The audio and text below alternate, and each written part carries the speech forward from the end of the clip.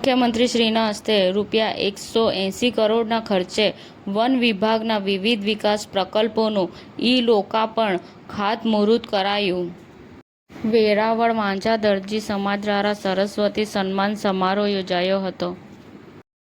અરવલ્લી જિલ્લામાં ભગવાન બિરસા મુંડાની 150મી જન્મ જયંતિની ભવ્ય ઉજવણી કરવામાં આવી.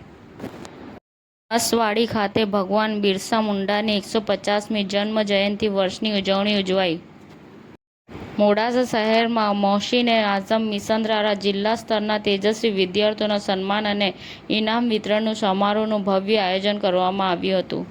વેરાવળ સિટી પોલીસ સ્ટેશનની સી ટીમ દ્વારા સબબ સિનિયર સિટીઝનોના ઘરે જઈ રાખડી બાંધી રક્ષાબંધનની ઉજવણી કરાઈ હતી.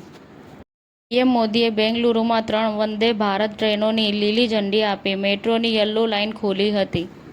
સિક્કિમની બિનકામ કરતી માતાઓને વાર્ષિક 40,000 મળશે, મુખ્યમંત્રીએ પહેલો હપ્તો ચૂકવ્યો. મુંબઈ-પુણે એક્સપ્રેસ વે પર 1 વર્ષમાં નિયમોનું ઉલ્લંઘન બદલ 470 કરોડના ઈ-ચલણ ફટકારવામાં આવ્યા હતા.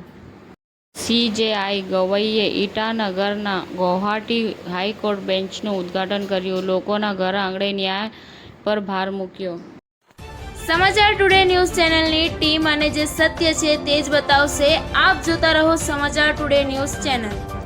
ગુજરાતની ધરતીનું ગુજરાતીઓ માટે જ, એટલે કે સમાચાર ટુડે ન્યૂઝ. અમારી સમાચાર ટુડે ન્યૂઝ ચેનલને લાઈક કરો, શેર કરો અને સબસ્ક્રાઇબ કરો અને જોડાયા રહો સમાચાર ટુડે ન્યૂઝ ચેનલ સાથે.